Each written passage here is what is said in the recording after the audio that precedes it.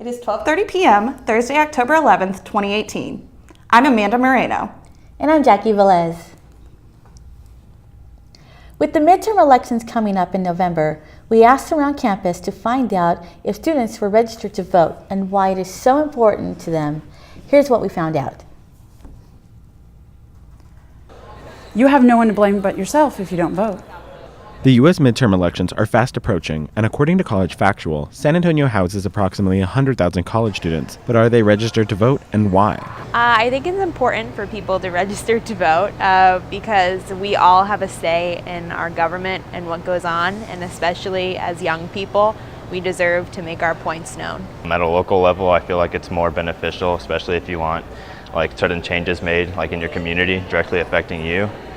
With the Texas midterm elections being held on November 6th this year, many have been registering before the October deadline. Throughout the past couple of weeks, several organizations in the Etling Center have set up around campus to register students, faculty, and staff to vote.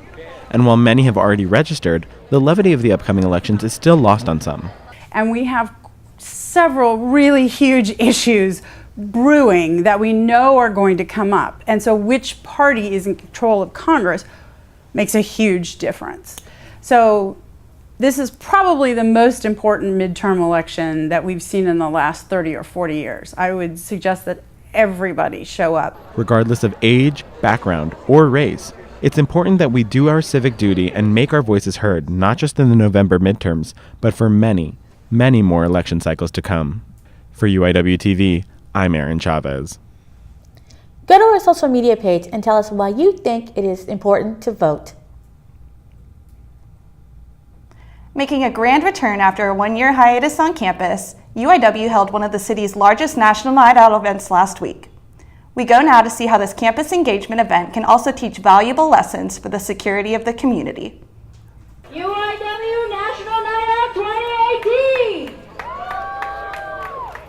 Last Tuesday, our campus held one of the largest national night out events in the city, bringing hundreds of students together in an effort to bring awareness to safety in our Cardinal community. National Night Out is a nationwide event. We celebrated this first Tuesday in October here in San Antonio, and it's a time for the police department, our community, faculty, staff, students to come out and just get some more information dealing with anything from fire extinguisher training to just celebrating each other. One of the benefits of that is we have the ability as first responders, police, fire, EMS, to come out and get to meet the people that we serve. And we just want everybody to know who we are and what we do. Students had the opportunity to participate in free games, food, and raffles, as well as try their hand at self-defense and fire safety practices. We're doing a fire extinguisher training, and it's important because we want to make sure all of our students, if they ever find themselves in a situation where they need to fight a fire, they have the tools that they can do that. For National Night Out, it's all about community engagement and public safety, and everyone should have a fire extinguisher in their house and know how to use it. It's hard not to have fun when Cardinals flock together in campus engagement. For UIWtv, I'm Hannah Wadlow.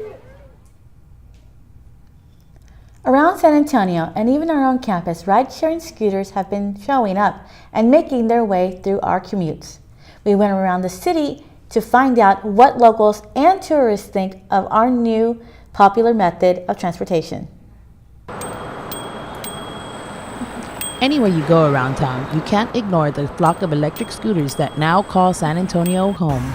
They're fun. We just pick them up and we're from out of town and just kind of cruising around. These scooters offer a quick ride for just $1 to start. I like the scooters because I don't like walking really, and you can go from a long distance you could go a couple miles instead of walking, so it's a great transportation option. As well as being affordable, they are easy to use and easily accessible using their apps. Very easy. It's just with one click, you can just get one wherever, and if one's on low battery, then you just switch out to another one. It's very easy. Both companies do have rules for riders. I mean, you are supposed to wear a helmet, but I don't wear a helmet. The rules are clearly outlined in the app before your first ride, but most don't read them. I didn't, but my dad did, but I don't follow. I know it's better to wear a helmet, but I don't. It's easy to see the appeal of these devices and why they are all over town. It's a fun, cheap way to get around the city. Both companies are based in California, but scooters are spreading across the country. You can even catch some students taking advantage of these scooters as a quick way to get to class. You will find a few scattered throughout campus, and if you do choose to ride, please ride carefully. For UIWtv, this is Michelle Krieger. At the beginning of the semester, the university officially began selling alcohol at the grand opening of Red's Pub. Darcy McCutcheon went to Red's to find out how students and employees were feeling about the introduction on campus. The new year comes a new beginning and exciting changes. On August 27th, the pub officially opened to the student body, and most students seem pretty excited to see the change. It's definitely a place for people to kind of get together. I mean, they have the pool tables, they have all the TVs for kind of playing video games. I come down here to kind of do my homework and everything because, I mean, I'm a real social person, so I do enjoy talking to people. But others worry about the risk of overconsumption. He's like stressed out because of school. He might come down here and drink a little bit too much. But in the end, it's up to the students to make smart choices. I do believe that these young men and children here, or women, are pretty smart and, they know what they're doing. So here's a toast to the new school year and smart choices. For UIWtv, this is Darcy McCutcheon. UIW student-run newspaper The Logos has been serving the Cardinal community since 1935. Recipient of numerous journalism awards, The Logos strives to keep its readers informed on events happening both on and off campus. From sports and entertainment to controversial topics, there is something for everyone at The Logos. The Logos prides itself on timeliness and accuracy. The staff spends hours writing and editing their stories, perfecting each one. And despite the rise of instant media, the school newspaper is still going strong. There are some things that the newspaper can do that other media doesn't do, can't do, or we can do more in depth. There's just still something solid about something being in the newspaper that's not the same when it's on the internet. For more information, visit the Logos office in AD 277 or UIWlogos.org. Stay tuned for UIWtv in Espanol after this message. Drownings are the #1 cause of accidental death for young children. Simple safety steps are the best way to prevent these tragedies. Make sure kids learn how to swim. Designate an adult water watcher to watch kids in and around water. Save the phone calls and texts for when the kids are out of the water. Properly fence all pools with fences at least 4 feet high and with self-closing, self-latching gates. When above-ground pools aren't in use, remove the ladders. When pools aren't in use, cover them. Teach kids to stay away from drains, and if a child is missing, check the pool or spa first. Consider the steps you take, then add a few more, because you never know which pool safety step will save a life. Until it does. Simple steps save lives. To learn some new ones, visit poolsafely.gov. Hola, soy María José Casillas y bienvenidos a UIWtv en español. Hoy hablamos de los cigarrillos electrónicos con nuestro invitado del día de hoy, Jorge Chávez, que es un estudiante de nuestra universidad que ha estudiado el tema. Jorge, ¿cómo estás? Muy bien, María José. Gracias por su invitación. ¿Por qué algunos estudiantes usan cigarrillos electrónicos? Porque muchos estudiantes piensan que es una alternativa menos tóxica. También porque no huelen a tabaco y porque supuestamente el humo no afecta a las personas que se encuentran alrededor. Además, les gustan las variedades de sabores. Los estudiantes que usan estos cigarrillos, porque al ser relativamente nuevos, están de moda y los inhalan para sentirse parte del grupo que los usa. ¿Cuáles son los peligros de inhalar o vapear cigarrillos electrónicos? Aunque hay que continuar estudiando sus efectos, el Departamento de Salud de los Estados Unidos dice que la nicotina de los cigarrillos electrónicos pueden causar adicción y también pueden afectar el desarrollo del cerebro. Además, sus sabores variados son creados con aditivos artificiales y químicos que al inhalarse son muy dañinos para los pulmones, así que es mejor no fumar o inhalar cigarrillos ni cigarros. Y recuerden que ahora la edad mínima para fumar en San Antonio es de 21 años y que no se permite fumar en nuestra universidad. Gracias, Jorge. Bueno, cardenales, eso es todo por hoy. Soy María José Casillas y hasta luego.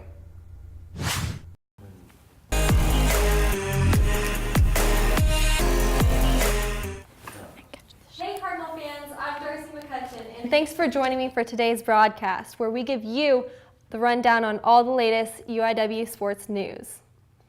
On Saturday, September 26th, the UIW football team defeated Abilene Christian University with a score of 44-34. This victory gave UIW their second conference win. UIW's running back, Raquan Dickens, rushed 118 yards and scored 2 touchdowns, and quarterback John Copeland threw 3 touchdowns.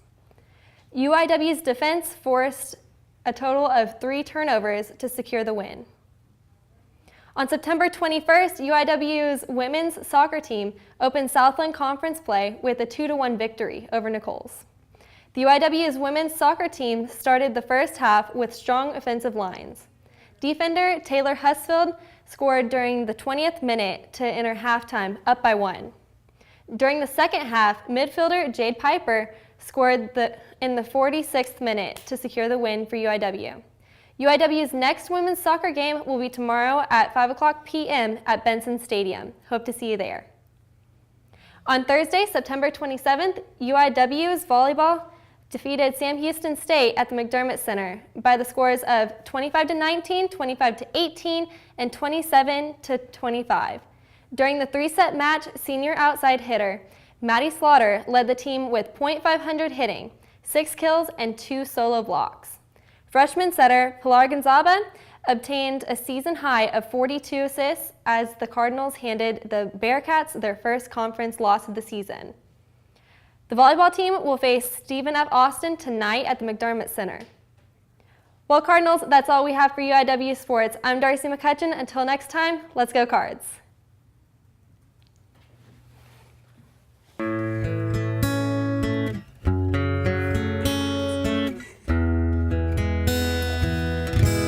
Me, Jerry Mathers, from the television show Leave It to Beaver. I've been diagnosed with the disease, diabetic peripheral neuropathy, or DPN. DPN is damage to the nerve tissue of the peripheral nervous system. 60 to 70% of people with diabetes have some form of neuropathy. The most common form affects the hands and feet and can cause pain, burning sensation, and in severe cases, total loss of feeling. People with DPN need to take special care of their feet. More than half of the lower limb amputations occur in people with diabetes. Be proactive, monitor your blood glucose levels, follow medication therapies, and maintain proper foot health with your podiatrist. It worked for me. To learn more about DPN, go to www.neuropathyaction.org.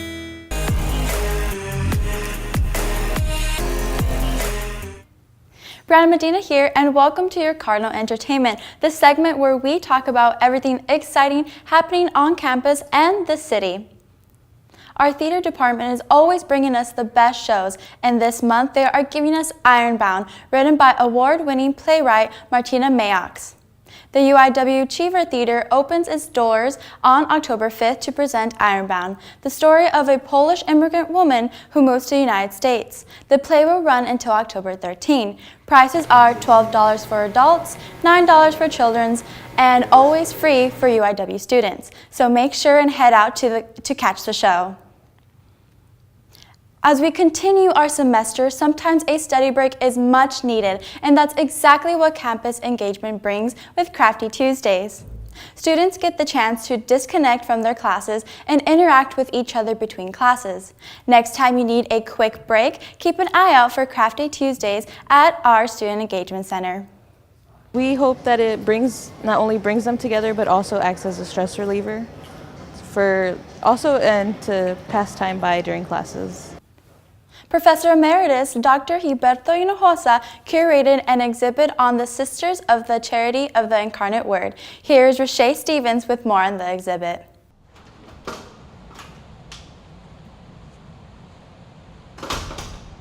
Step into the history of Incarnate Word. What started as a simple letter later became an entire community. The past and the present are here, and so is the future.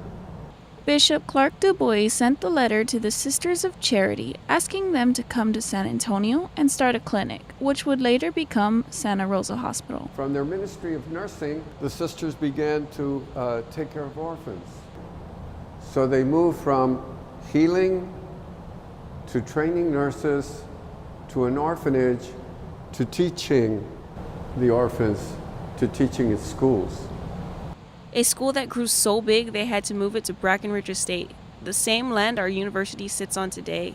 A dedication to the education of the men and women as human beings who enjoy the art, who have knowledge of science. One letter inspired everyone from musicians to scientists, from the first graduate to our last graduates.